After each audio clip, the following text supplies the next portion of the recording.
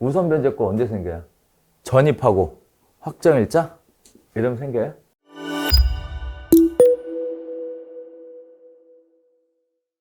확인설명서는 아까 말씀드렸던 것처럼 개업 공인중개사는 중개보수를 받으려면 무조건 확인설명서를 죄다 작성해야 된다라고 했으니 결국 이렇게 얘기할 수 있나요? 개업 공인중개사가 확인설명서를 제대로 작성할 줄 모른다면 사실상 공인중개사로서의 자격이 없는 거죠. 개업 공인중개사로서의 자격이 없는 거죠. 괜찮아. 밖에 나가보시면 다들 아시는 것처럼 단속 나오면 문 닫고 도망간다. 왜 도망간다 그랬죠? 확인설명서 때문이에요. 네.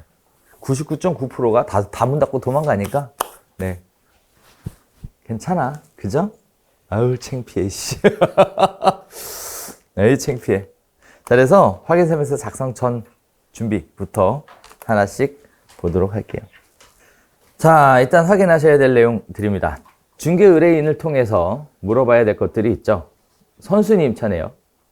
그죠? 그 다음에 전입세대에 대한 거 확인을 해야죠. 자, 근데 선순위 임차 내역은 우선 변제권과 최우선 변제권 두 가지가 있죠. 임차인의 권리는 우선 변제권과 최우선 변제권 두 가지가 있죠. 그죠? 그러면 우선 변제권은 언제 생겨요? 우선 변제권 언제 생겨요?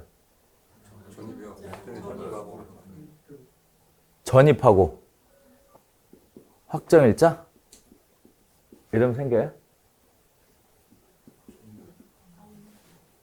인도까지 해야죠. 인도가 점유까지 해야죠. 그러면 잘 생각해 봅시다.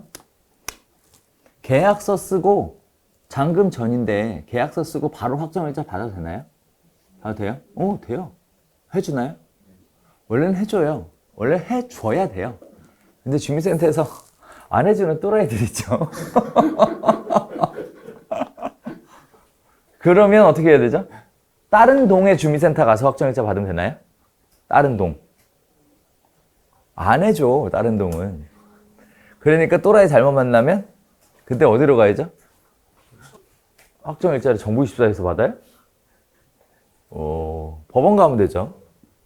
법원 1층 민원행정실 그 옆에 가면 확정일자 받는 데가 있어요. 거기 가면 되죠. 얘는요, 얘 정부24에서 되죠. 자, 이전하려고 했는데 이미 세대주가 있어요. 그럼 정부24에서 주민으로 이전할 때 세대주로 등록이 되나요? 안 돼요. 안 돼요. 전부 다 잔금 전에 할 수 있죠. 잔금 전에 할 수 있죠. 하지만 잔금을 안 쳤어. 인도를 못했으니까 우선 변제권의 효력은 발생하지 않죠. 결국 들어가야 생기죠. 들어가야. 여기에서 인도에서 제일 중요한 건 뭐죠? 동시이행이죠. 대금을 지급할 의무와 점유할 수 있는 권리는 동시에 발생한다. 사장님, 편의 좀 봐주시죠. 제가 월요일날 입금할게요. 안 된다 그랬죠, 그거? 안 된다고. 알겠죠? 이게 우선 변제권이에요. 자, 최우선 변제권은요? 뭐가 필요하죠? 써놨잖아. 인도와 전입만 있으면 되죠. 확정일자는 없어도 되겠죠. 되죠. 이게 기본적인 요건이에요. 그러면 우선 변제권이 있는 세입자들이 여러 명 있을 수 있죠. 다가구 주택 같은 경우에는 더더욱 여러 명이 있을 수 있죠. 그죠? 그렇다면 우선 변제권이 있는 세입자를 확인을 어떻게 하죠? 이건 이제 기본적으로 법적 요건이고, 얘를 확인 어떻게 하죠? 우선 변제권 확인? 어떻게? 임대인이 뭘? 전입세대열람원?